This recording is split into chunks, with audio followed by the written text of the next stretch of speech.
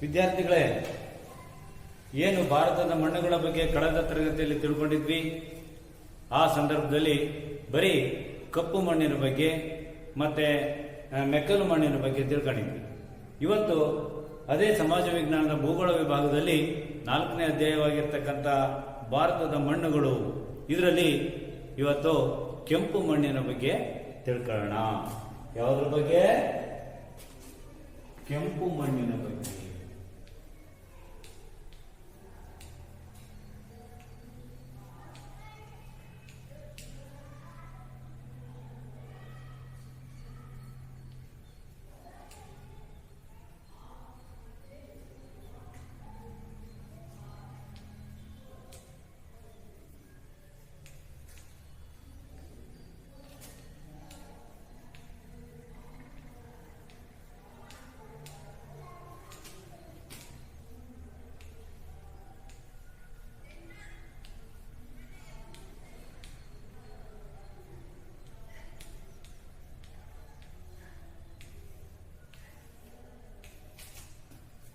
ಕೆಂಪು ಮಣ್ಣಿನ ಬಗ್ಗೆ ತಿಳ್ಕೊಳ್ಳೋಣ. ಈ ಕೆಂಪು ಮಣ್ಣು ಇದು ಗ್ರಾನೈಟ್ ಮತ್ತೆ ನೀಸ್ ಮತ್ತು ಇತರೆ ಸ್ಫಟಿಕ ಶಿಥಿಲೀಕರಣದ ವಸ್ತುಗಳಿಂದ ಉತ್ಪತ್ತಿಯಾಗುತ್ತದೆ. ಗ್ರಾನೈಟ್, ನೀಸ್, ಸ್ಫಟಿಕ ಶಿಲೆಗಳು.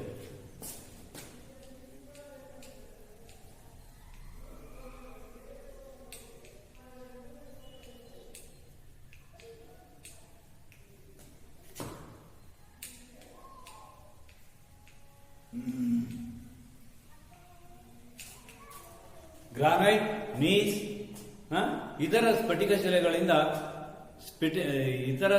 ಶಿಲೆಗಳ ಶಿಥಿಲೀಕರಣದಿಂದ ಈ ಮಣ್ಣು ಉತ್ಪತ್ತಿಯಾಗುತ್ತೆ. ಈಗ ಶಿಥಿಲೀಕರಣ ಅಂದ್ರೆ ನಾನು ಬೆಳಗ್ಗೆ ನಿಮ್ಗೆ ಹೇಳಿದ್ದೆ. ಶಿಥಿಲೀಕರಣ ಅಂದ್ರೆ ಏನಪ್ಪಾ ಅಂತಂದ್ರೆ ಶಿಲೆಗಳು ಒಡೆದು ಚೂರು ಚೂರಾಗುವ ಅಥವಾ ಕ್ಷೀಣಿಸುವ ಸ್ವಾಭಾವಿಕ ಪ್ರಕ್ರಿಯೆಗೆ ಶಿಥಿಲೀಕರಣ ಅಂತ ಕರಿತೀವಿ. ಈ ಶಿಥಿಲೀಕರಣ ಯಾವುದರಿಂದ ಉಂಟಾಗುತ್ತೆ ಅಂತಂದ್ರೆ ಮಳೆ, ಗಾಳಿ, ಉಷ್ಣಾಂಶ ಇವುಗಳಿಂದಲೂ ಕೂಡ ಶಿಥಿಲೀಕರಣ ಅಂತಕ್ಕಂಥದ್ದು ಸಂಭವಿಸುತ್ತೆ. ಇಂಥ ಶಿಥಿಲೀಕರಣ ಏನು ಗ್ರಾನೈಟು, ನೀಸು, ಸ್ಫಟಿಕ ಶಿಲೆಗಳು ಶಿಥಿಲೀಕರಣಗೊಳ್ತವೆ. ಈ ಶಿಲೆಗಳು ಒಡೆದು, ಇವೆಲ್ಲ ಗ್ರಾನೈಟು, ನೀಸು, ಸ್ಫಟಿಕ ಶಿಲೆಗಳಿದಾವೆ, ಇವೆಲ್ಲ ಶಿಲೆಗಳು. ಇವುಗಳು ಒಡೆದು ಚೂರು ಚೂರಾಗುವ ಅಥವಾ ಕ್ಷೀಣಿಸುವ ಪ್ರಕ್ರಿಯೆಗೆ ಶಿಥಿಲೀಕರಣ ಅಂತಾರೆ. ಈ ರೀತಿ ಇವುಗಳು ಒಡೆದು ಚೂರು ಚೂರಾಗುವುದು ಮತ್ತು ಕ್ಷೀಣಿಸುವುದರ ಮುಖಾಂತರ ಈ ಕೆಂಪು ಮಣ್ಣು ಅಂತಕ್ಕಂಥದ್ದು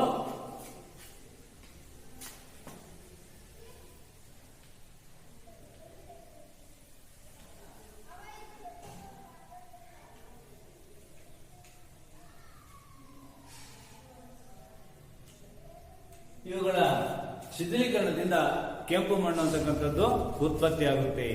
ಅಷ್ಟೇ ಅಲ್ಲ, ಈ ಕೆಂಪು ಮಣ್ಣು ಸಾಮಾನ್ಯವಾಗಿ ಕೆಂಪು ಮತ್ತು ಕೆಂಪು ಕಂದು ಬಣ್ಣ ಉಳ್ಳದ್ದಾಗಿರುತ್ತದೆ. ಕೆಂಪು ಮಣ್ಣು ಕೆಂಪು ಮತ್ತು ಕೆಂಪು ಕಂದು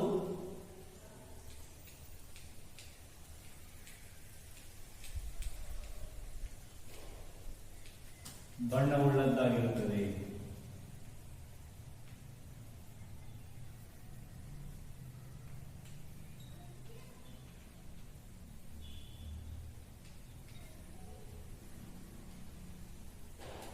ಕೆಂಪು ಮತ್ತು ಕೆಂಪು ಕಂದು ಬಣ್ಣ ಉಳ್ಳದ್ದು ಆಗಿರುತ್ತದೆ. ಅಷ್ಟೇ ಅಲ್ಲ, ಈ ಕೆಂಪು ಮಣ್ಣಿನಲ್ಲಿ ಮರಳಿನಾಂಶ ಹೆಚ್ಚು, ಜೇಡಿಯ ಪ್ರಮಾಣ ಕಡಿಮೆ. ಈ ಕೆಂಪು ಮಣ್ಣಿನಲ್ಲಿ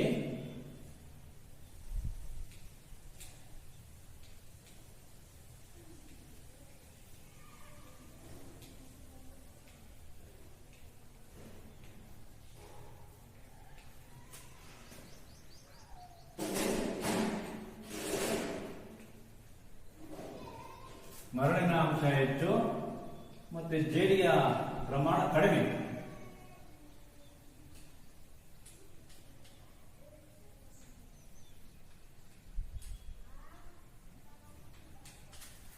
ವಿದ್ಯಾರ್ಥಿಗಳೇ, ಜೇಡಿಯ ಮಣ್ಣಿನ ಪ್ರಮಾಣ ಯಾವ ಮಣ್ಣಿನಲ್ಲಿ ಅತ್ಯಂತ ಹೆಚ್ಚಾಗಿರುತ್ತೆ? ಹಾಗಾದ್ರೆ ಕಪ್ಪು ಮಣ್ಣಿನಲ್ಲಿ.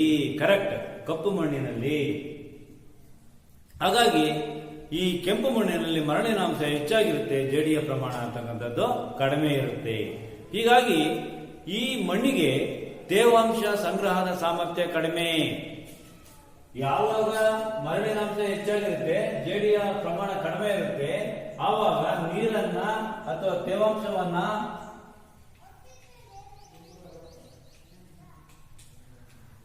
ಹಿಡಿದಿಟ್ಟುಕೊಳ್ಳುವ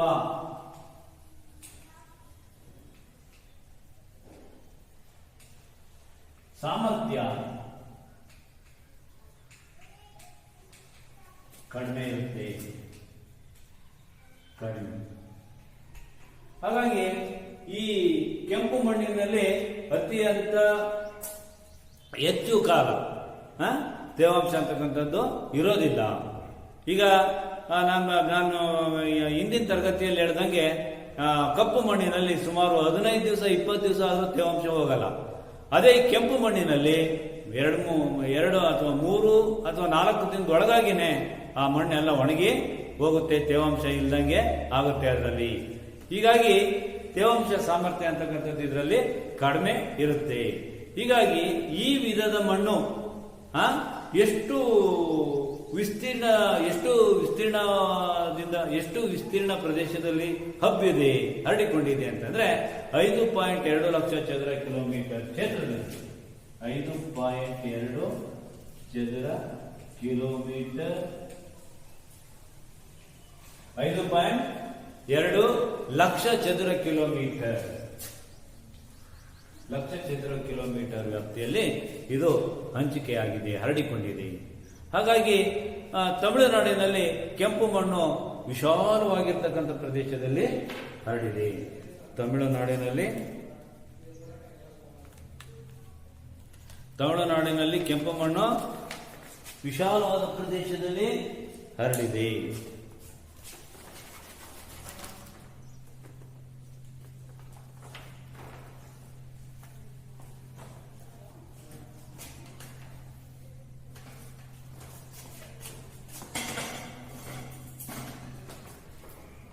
ನೋಡ್ರಿ, ತಮಿಳುನಾಡು ಇದು ಭಾರತದ ಭೂಪಟ. ಈ ಭಾರತದ ಭೂಪಟದಲ್ಲಿ ಈ ಕೆಂಪು ಮಣ್ಣು ಅತ್ಯಂತ ಹೆಚ್ಚು ಎಲ್ಲಿ ಹರಡಿಕೊಂಡಿದೆ ಅಂತಂದ್ರೆ ಈ ತಮಿಳುನಾಡಲ್ಲಿ. ಇಲ್ಲಿ ಈ ಪಿಂಕ್ ಕಲರ್ ಬರುತ್ತಲ್ಲ, ಇದು ಇಲ್ಲಿ ಈ ತಮಿಳುನಾಡಿನಲ್ಲಿ ವಿಶಾಲವಾದಂತಹ ಭೂಪ್ರದೇಶದಲ್ಲಿ ಈ ಮಣ್ಣು ಹರಡಿಕೊಂಡಿದೆ. ಹಾಗಾಗ್ಬಿಟ್ಟು ಇದ್ರ ಜೊತೆಗೆ ಈ ಮಣ್ಣು ಇನ್ನೆಲ್ಲಿದೆ ಅನ್ನೋದನ್ನ ನೋಡೋಣ. ಬರೀ ತಮಿಳುನಾಡಲ್ಲಿ ಅಷ್ಟೇ ಅಲ್ಲ ಇದು ಮಣ್ಣಿರೋದು, ಬರೀ ತಮಿಳುನಾಡಲ್ಲಿ ಅಷ್ಟೇ ಅಲ್ಲ ಈ ಮಣ್ಣಿರೋದು, ಇದು ದಕ್ಷಿಣ ಕರ್ನಾಟಕದಲ್ಲೂ ಇದೆ. ದಕ್ಷಿಣ ಕರ್ನಾಟಕದಲ್ಲಿದೆ, ಮಹಾರಾಷ್ಟ್ರದಲ್ಲಿದೆ, ಮಧ್ಯಪ್ರದೇಶದಲ್ಲಿದೆ, ಅದೇ ರೀತಿ ಒರಿಸ್ಸಾ, ಕೇರಳ, ಗೋವಾ, ಬಿಹಾರ, ಉತ್ತರ ಪ್ರದೇಶ, ಅಸ್ಸಾಂ, ಮಣಿಪುರ, ನಾಗಾಲ್ಯಾಂಡ್, ಪಶ್ಚಿಮ ಬಂಗಾಳ, ಪಶ್ಚಿಮ ಬಂಗಾಳದ ಕೆಲವು ಭಾಗಗಳಲ್ಲಿ ಇದು ನಮ್ಮ ದೇಶದಲ್ಲಿ ಈ ಕೆಂಪು ಮಣ್ಣು ಅಂತಕ್ಕಂಥದ್ದು ಕಂಡು ಬರುತ್ತೆ. ನೋಡು, ಈಗ ದಕ್ಷಿಣ ಕರ್ನಾಟಕ, ಮಹಾರಾಷ್ಟ್ರ, ಮಧ್ಯಪ್ರದೇಶ ಇವು ನೋಡೋಣ.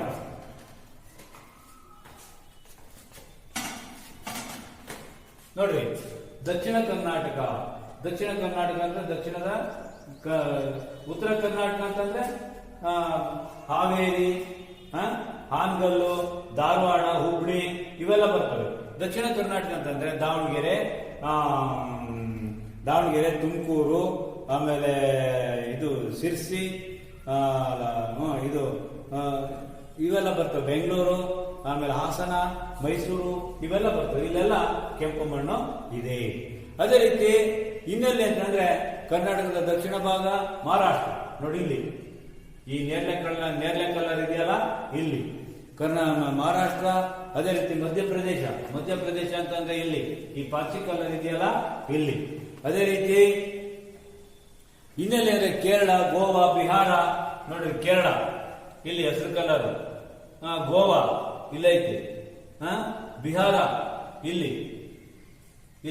ಅಸ್ಸಾಂ ಹತ್ರ, ಇಲ್ಲಿ ಬಿಹಾರ ಬ್ರಹ್ಮಪುತ್ರ ನದಿ ಬರುತ್ತಲ್ಲ ಅಲ್ಲಿ, ಇಂಥ ಕಡೆ ಎಲ್ಲ ಇದು ಅತ್ಯಂತ ಹೆಚ್ಚಾಗಿ ಕಂಡುಬರುತ್ತದೆ.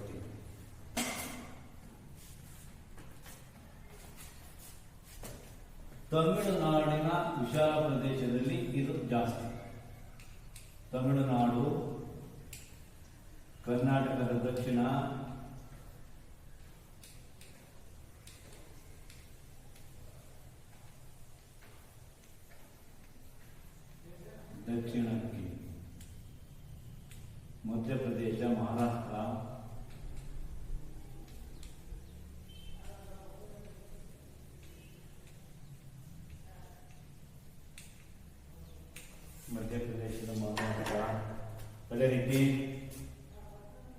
ಮಧ್ಯಪ್ರದೇಶ, ಮಹಾರಾಷ್ಟ್ರ, ಕೇರಳ, ಗೋವಾ, ಬಿಹಾರ, ಆಮೇಲೆ ಪಶ್ಚಿಮ ಬಂಗಾಳದ ಕೆಲವು ಭಾಗಗಳು,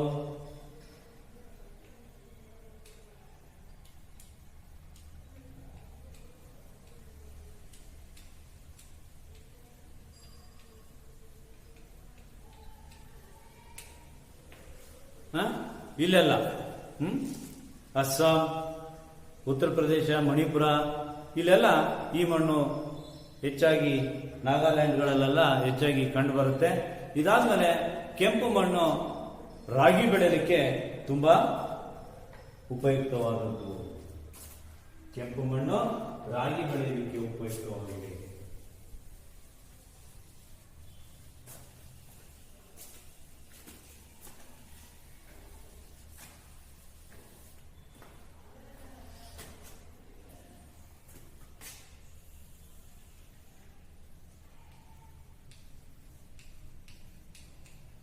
ರಾಗಿ ಬೆಳಿಬಹುದು. ಆಮೇಲೆ ತೃಣಧಾನ್ಯಗಳನ್ನ ಬೆಳಿಬಹುದು. ತೃಣಧಾನ್ಯಗಳು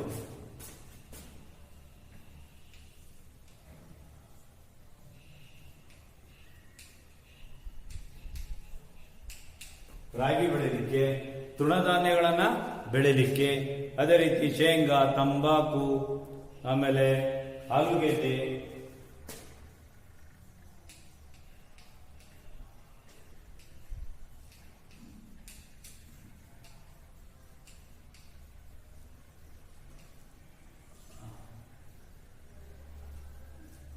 ಶೇಂಗಾ, ತಂಬಾಕು, ಆಲೂಗೆಡ್ಡೆ, ಅದೇ ರೀತಿ ಇಂಥ ಬೆಳೆಗಳನ್ನು ಬೆಳಿಲಿಕ್ಕೆ ಈ ಕೆಂಪು ಮಣ್ಣು ತುಂಬಾ ಉತ್ಕೃಷ್ಟವಾದುದು ಅಲ್ವಾ. ತೃಣಧಾನ್ಯಗಳು ಅಂತ ಹೇಳಿದೆ ನಾನು. ತೃಣಧಾನ್ಯಗಳು ಅಂದ್ರೆ ಏನು ಮಕ್ಕಳ? ಸಣ್ಣಕ್ಕಿರ್ತಕ್ಕಂಥ ಧಾನ್ಯಗಳು. ಉದಾಹರಣೆಗೆ ನವಣೆ, ಆರ್ಕ, ಕೊರಲೆ, ಸಾವೆ ಇಂಥ ಧಾನ್ಯಗಳನ್ನು ಬೆಳೆಯಬಹುದು. ಇಂಥ ಧಾನ್ಯಗಳನ್ನ ಈ ಕೆಂಪು ಮಣ್ಣಿನಲ್ಲಿ ಅತ್ಯಂತ ಯಶಸ್ವಿಯಾಗಿ ಬೆಳಿಬಹುದಾಗಿದೆ. ಆಮೇಲೆ ಈ ಕೆಂಪು ಮಣ್ಣು ನೀರಾವರಿ ಸೌಲಭ್ಯದಿಂದಲೂ ಕೂಡ ಈ ಕೆಂಪು ಮಣ್ಣಿನಲ್ಲಿ ನಾವು ಬೇರೆ ಬೇರೆ ಬೆಳೆಗಳನ್ನ ಬೆಳಿಬಹುದು. ಅಂದ್ರೆ ನೀರಾವರಿ ಸೌಲಭ್ಯ ಇದ್ರೆ ಈ ಕೆಂಪು ಮಣ್ಣಿನಲ್ಲಿ ನಾವು ಬೆಳೆಯನ್ನ ಬೆಳಿಬಹುದು.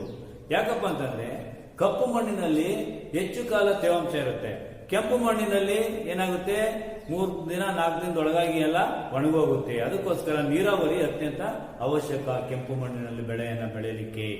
ಇದಿಷ್ಟು ಮಕ್ಕಳ ಕೆಂಪು ಮಣ್ಣಿಗೆ ಸಂಬಂಧಪಟ್ಟಿದೆ. ಈಗ ಕೆಂಪು ಮಣ್ಣಿನ ಬಗ್ಗೆ ಎಲ್ಲ ತಿಳ್ಕೊಂಡಿದ್ರಲ್ಲ, ಇದರಲ್ಲಿ ಇನ್ನೇನು ಡೌಟ್ ಇಲ್ವಾ? ಡೌಟ್ ಇದ್ರೆ ಕೇಳಬಹುದು.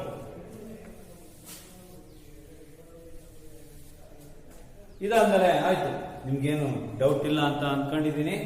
ನೆಕ್ಸ್ಟ್ ಮುಂದಿನ ವಿಧದ ಮಣ್ಣಿನ ಬಗ್ಗೆ ಹೇಳ್ತಾ ಹೋಗ್ತೀನಿ. ಅದು ಲ್ಯಾಟರೈಟ್ ಮಣ್ಣು.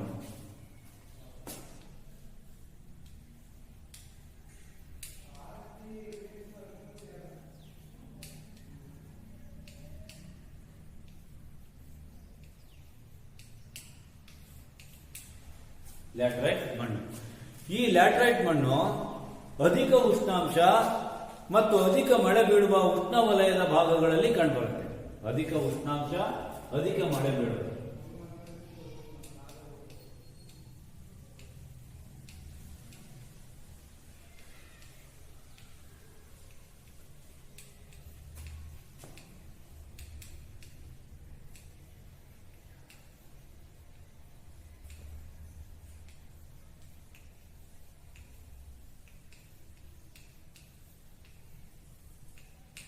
ಅಧಿಕ ಉಷ್ಣಾಂಶ ಮತ್ತು ಅಧಿಕ ಮಳೆ ಬೀಳುವಂತ ಪ್ರದೇಶಗಳಲ್ಲಿ ಈ ಒಂದು ಲ್ಯಾಟರೈಟ್ ಮಣ್ಣು ಅತ್ಯಂತ ಹೆಚ್ಚಾಗಿ ಕಂಡುಬರುತ್ತೆ, ಉತ್ಪತ್ತಿ ಆಗುತ್ತೆ. ಅಷ್ಟೇ ಅಲ್ಲ, ಈ ಲ್ಯಾಟರೈಟ್ ಮಣ್ಣು ಹೆಚ್ಚಾಗಿ ಪಶ್ಚಿಮ ಘಟ್ಟಗಳಲ್ಲಿ, ಪೂರ್ವ ಘಟ್ಟಗಳಲ್ಲಿ, ಛೋಟಾನಾಗಪುರ ಪ್ರಸ್ಥಭೂಮಿಯಲ್ಲಿ, ಮೇಘಾಲಯ ಪ್ರಸ್ಥಭೂಮಿ, ರಾಜಮಹಲ್ ಬೆಟ್ಟಗಳು ಹಾಗೂ ವಿಂಧ್ಯ ಸಾತ್ಪುರ ಶ್ರೇಣಿಗಳಲ್ಲಿ ಕಂಡುಬರುತ್ತೆ. ನೋಡ್ರಿ, ಇದು ಹೆಚ್ಚಾಗಿ ಕಂಡುಬರೋದು ಪಶ್ಚಿಮ ಘಟ್ಟ. ಇಲ್ಲಿ ಲ್ಯಾಟರೈಟ್ ಮಣ್ಣು ಕಂಡುಬರೋದು ಈ ಪಶ್ಚಿಮ ಘಟ್ಟಗಳಲ್ಲಿ, ಪೂರ್ವ ಘಟ್ಟಗಳಲ್ಲಿ, ರಾಜಮಹಲ್ ಬೆಟ್ಟಗಳಲ್ಲಿ, ಅದೇ ವಿಂಧ್ಯ ಸಾತ್ಪುರ ಶ್ರೇಣಿಗಳಲ್ಲಿ.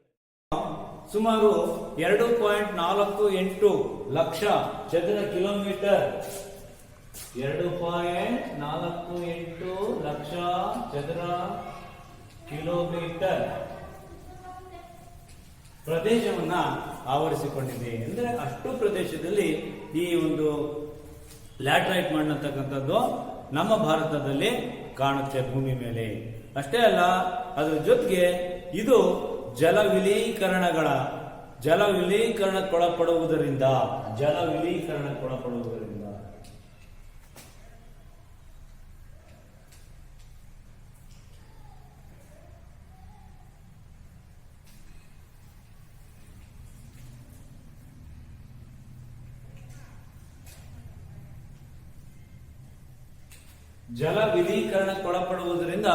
ಏನಾಗುತ್ತೆ, ಈ ಮಣ್ಣಿನಲ್ಲಿ ಯಾವುದೇ ಬೆಳೆಯನ್ನ ಬೆಳೆಯೋದು ಅಷ್ಟು ಫಲವತ್ತಾಗಿರೋದಿಲ್ಲ.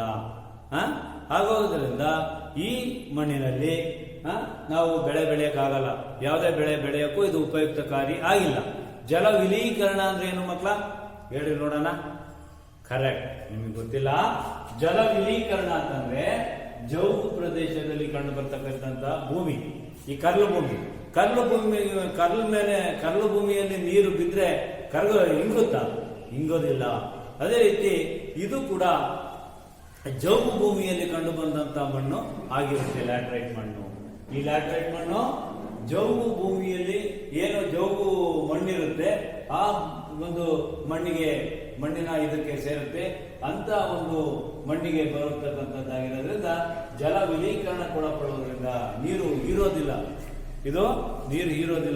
ಇದು ಕರ್ಲು ಭೂಮಿಯಲ್ಲಿ ಯಾವುದೇ ಫಲವತ್ತತೆ ಇರೋದಿಲ್ವಲ್ಲ, ಅದೇ ರೀತಿ ಅಂತಹ ಮಣ್ಣು ಇದು ಆಗಿರುತ್ತೆ.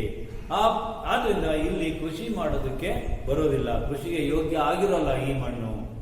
ಅದೇ ರೀತಿ ಈ ಮಣ್ಣಿನಲ್ಲಿ ನಾವು ಬೆಳೆಯುವಂತ ಬೆಳೆಗಳು ಯಾವ್ಯಾವಪ್ಪ ಅಂತಂದ್ರೆ, ನೀರಾವರಿ ಇದ್ದಂತ ಪ್ರದೇಶದಲ್ಲಿ ಅಥವಾ ಎಲ್ಲ ಈ ಮಣ್ಣು ಕಂಡುಬರ್ತಕ್ಕಂಥ ಪ್ರದೇಶದಲ್ಲಿ ಗೋಡಂಬಿ ಬೆಳಿಬಹುದು, ರಬ್ಬರ್ ಬೆಳಿಬಹುದು. ಅದೇ ರೀತಿ ಚಹಾ, ಕಾಫಿ, ಭತ್ತ, ಗೋಡಂಬಿ, ರಬ್ಬರ್,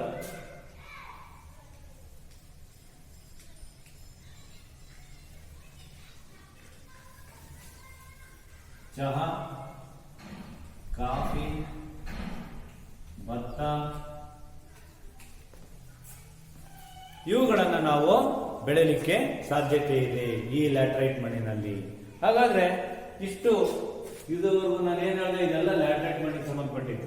ಆದ್ರೆ ಮಣ್ಣುಗಳಲ್ಲೇ ಈ ಲ್ಯಾಟರೈಟ್ ಮಣ್ಣು ಕೃಷಿಗೆ ಅಂತಹ ಏನು ಯೋಗ್ಯ ಆಗಿರೋದಿಲ್ಲ.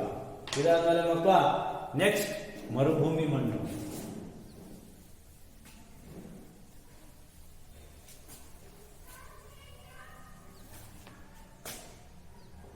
ಲ್ಯಾಟರೈಟ್ ಮಣ್ಣು ಎಲ್ಲೆಲ್ಲಿದೆ ಅಂತ ಹೇಳಿದ್ನಲ್ಲ ಮಕ್ಕಳ, ಎಲ್ಲೆಲ್ಲಿದೆ ಹೇಳ್ರಿ? ಪಶ್ಚಿಮ ಘಟ್ಟಗಳು, ಪೂರ್ವ ಘಟ್ಟಗಳು, ಅದೇ ರೀತಿ ಇದು ಮೇಘಾಲಯ, ಆಮೇಲೆ ಅಸ್ಸಾಂ, ಅದೇ ರೀತಿ ರಾಜಮಹಲ್ ಬೆಟ್ಟಗಳು, ಅದೇ ರೀತಿ ಮೇಘಾಲಯ, ಇಂಡಿಯಾ ಸಾತ್ಪುರ ಶ್ರೇಣಿಗಳಲ್ಲಿ ಕಂಡುಬರುತ್ತೆ ಅಂತ ನಾನು ನಿಮ್ಗೆಲ್ಲ ತೋರಿಸ್ದೆ ಮ್ಯಾಪಲ್ಲಿ, ಗೊತ್ತಾಯ್ತು ನಿಮಗೆ. ಈಗ ಮರುಭೂಮಿ ಮಣ್ಣಿನ ಬಗ್ಗೆ ನಾವು ತಿಳ್ಕೊಳ್ಳೋಣ. ಈಗ ಮರುಭೂಮಿ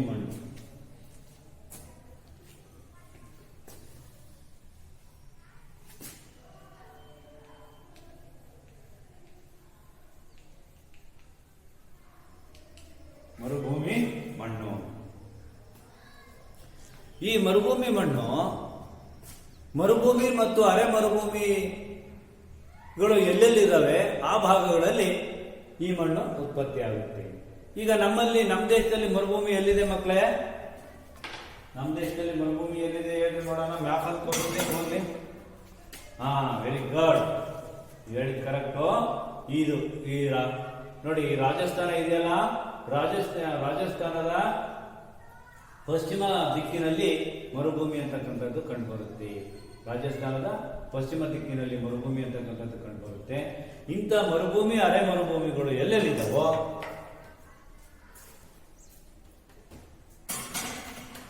ಅಲ್ಲೆಲ್ಲ ಇಂಥ ಮರುಭೂಮಿ ಮಣ್ಣು ಕಂಡುಬರುತ್ತೆ. ಈ ಮರುಭೂಮಿ ಮಣ್ಣು ಹೆಚ್ಚಾಗಿ ವಾಯುವ್ಯ ಭಾಗದಲ್ಲೇ ಕಂಡುಬರುತ್ತೆ. ವಾಯುವ್ಯ ಭಾಗ ಕರೆಕ್ಟ್. ನಾನೇನು ರಾಜಸ್ಥಾನ ತೋರಿಸ್ತೆ ಈಗ ನಕ್ಷೆಯಲ್ಲಿ, ಅದಿರೋದೇ ವಾಯುವ್ಯ ಭಾಗದಲ್ಲಿ. ಹಾಗಾಗ್ಬಿಟ್ಟು ವಾಯುವ್ಯ ಭಾಗದಲ್ಲಿ ರಾಜಸ್ಥಾನದ ಬಹುಭಾಗದಲ್ಲಿ ಇಂಥ ಒಂದು ಮರುಭೂಮಿ ಮಣ್ಣು ನಮಗೆ ಹೆಚ್ಚಾಗಿ ಕಂಡುಬರುತ್ತೆ.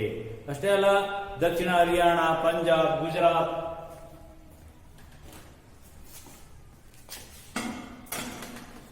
ನೋಡಿ ದಕ್ಷಿಣ ಹರಿಯಾಣ, ಪಂಜಾಬ್, ಗುಜರಾತ್, ಉತ್ತರ ಭಾಗಗಳು ನೋಡಿ, ಇದು ರಾಜಸ್ಥಾನ.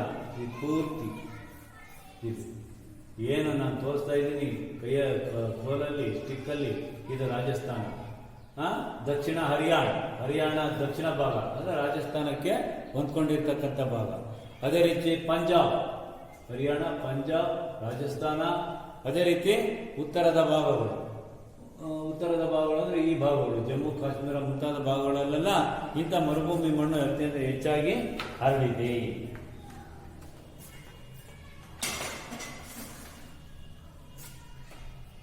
ಈ ಮರುಭೂಮಿ ಮಣ್ಣು ಎಲ್ಲೆಲ್ಲಿದೆ ಅಂತಂದ್ರೆ ಹರಿಯಾಣದ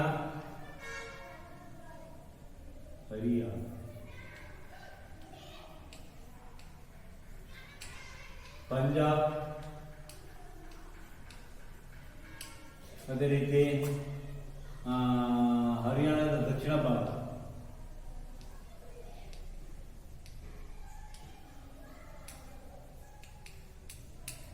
ಪಂಜಾಬ್, ಅದೇ ರೀತಿ ರಾಜಸ್ಥಾನ,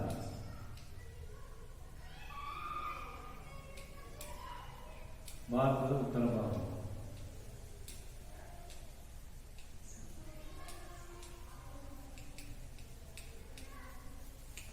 ಭಾರತದ ಉತ್ತರ ಭಾಗಗಳಲ್ಲಿ ಈ ಮಣ್ಣು ಅತ್ಯಂತ ಹೆಚ್ಚಾಗಿ ಕಂಡುಬರುತ್ತೆ. ಈ ಮಣ್ಣು ಸುಲಭವಾಗಿ ಪುಡಿಯಾಗುವ ಗುಣವುಳ್ಳದ್ದು. ಆದರೆ ಕಪ್ಪು ಮಣ್ಣಿರ್ಬೋದು, ಮೆಕ್ಕಲು ಮಣ್ಣಿರ್ಬೋದು, ಲ್ಯಾಟ್ರೈಟ್ ಮಣ್ಣಿರ್ಬೋದು, ಕೆಂಪು ಮಣ್ಣಿರ್ಬೋದು, ಅಷ್ಟೊಂದು ಸುಲಭವಾಗಿ ಪುಡಿಯಾಗಲ್ಲ ಅದು.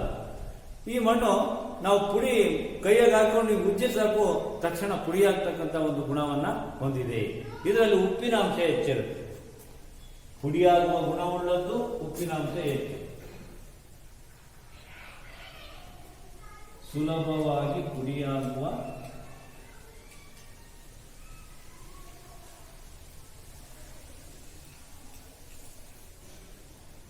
ಗುಣ ಇದರಲ್ಲಿ, ಉಪ್ಪಿನ ಅಂಶ ಹೆಚ್ಚಾಗಿರುತ್ತೆ.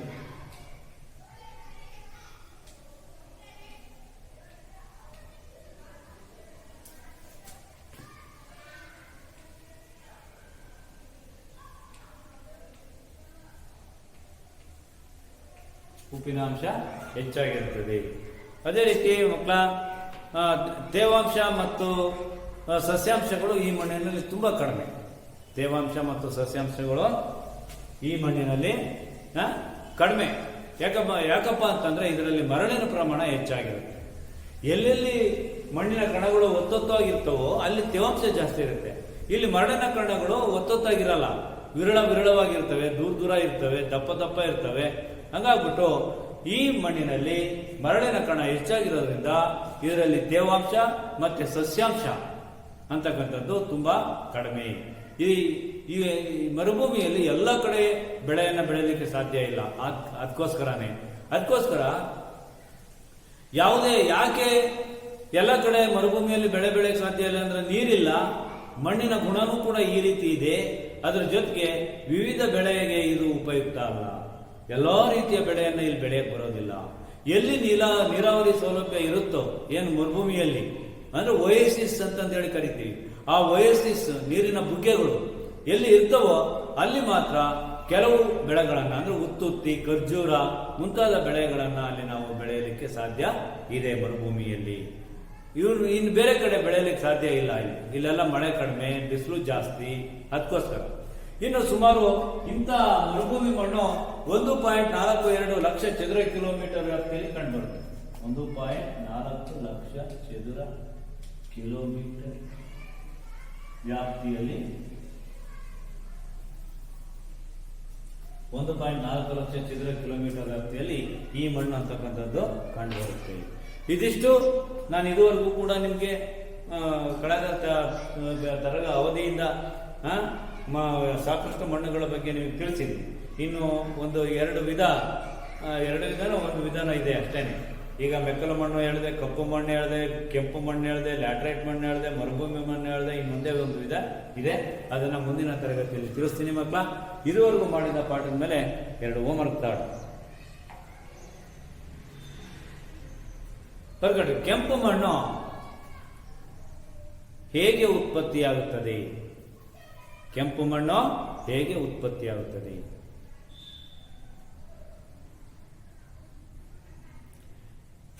ಎರಡನೇ ಕ್ವಶನ್, ಕೆಂಪು ಮಣ್ಣು ಭಾರತದ ಯಾವ ಯಾವ ಜಿಲ್ಲೆಗಳಲ್ಲಿ, ಭಾರತದ ಯಾವ ಯಾವ ರಾಜ್ಯಗಳಲ್ಲಿ ಕಂಡುಬರುತ್ತದೆ?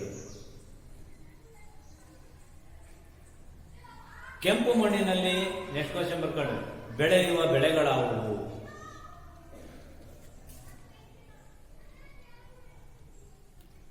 ನಮ್ಮ ಭಾರತದಲ್ಲಿ ನೆಕ್ಸ್ಟ್ ಪ್ರಶ್ನೆ, ನಮ್ಮ ಭಾರತದಲ್ಲಿ ಕಂಡುಬರುವ ಲ್ಯಾಟರೈಟ್ ಮಣ್ಣನ್ನು ವಿವರಿಸಿ. ನಮ್ಮ ಭಾರತದಲ್ಲಿ ಕಂಡುಬರುವ ಲ್ಯಾಟರೈಟ್ ಮಣ್ಣನ್ನು ವಿವರಿಸಿ. ಮಕ್ಕಳ, ಈ ಮಣ್ಣುಗಳು ಕೂಡ ನಿಮ್ಮ ಪಬ್ಲಿಕ್ ಎಕ್ಸಾಮಿನೇಷನ್ಗೆ ವೆರಿ ಇಂಪಾರ್ಟೆಂಟ್. ಮಣ್ಣುಗಳ ಚಾಪ್ಟರ್ ಇಂದ ನಿಮಗೆ ಸುಮಾರು 3 ರಿಂದ 4 ಅಂಕಗಳಿಗೆ ಪ್ರಶ್ನೆಗಳು ಬರ್ತವೆ. ಆಮೇಲೆ ಮ್ಯಾಥ್ಸಿನ ಸ್ಕಿಲ್ಗೂ ಕೂಡ ಇದರಲ್ಲಿ ಕೇಳುವಂತ ಚಾನ್ಸಸ್ ಇದೆ. ಕೇಳಿದರೆ ಕೆಲವು ಸಲ. ಇದು ವೆರಿ ಇಂಪಾರ್ಟೆಂಟು. ಮನೆಗೆ ಸಾಕಷ್ಟು ಶ್ರಮ ವಹಿಸಿ ಓದ್ಕೋಬೇಕು ನೀವು ಆಸಕ್ತಿಯಿಂದ ಅಂತ ಹೇಳ್ತಾ, ಇವತ್ತಿಗೆ ಈ ಫೀಲ್ಡ್ನಲ್ಲಿ ಇಷ್ಟು ವಿಷಯ ಸಾಕು. ನೆಕ್ಸ್ಟ್ ಈ ಮಣ್ಣಿಗೆ ಸಂಬಂಧಪಟ್ಟಂತೆ ಮಣ್ಣಿನ ಸಂರಕ್ಷಣೆ, ಮಣ್ಣಿನ ಒಂದು ಮಣ್ಣಿನ ಸವೆತ, ಇದ್ರ ಬಗ್ಗೆ ಮಣ್ಣಿನ ಸಂರಕ್ಷಣೆ, ಸವೆತ ಮುಂತಾದ್ರ ಬಗ್ಗೆ ತಿಳ್ಕೊಳ್ಳೋಣ. ಇವತ್ತಿಗೆ ಈ ಫೀಲ್ಡಲ್ಲಿ ಸಾಕು.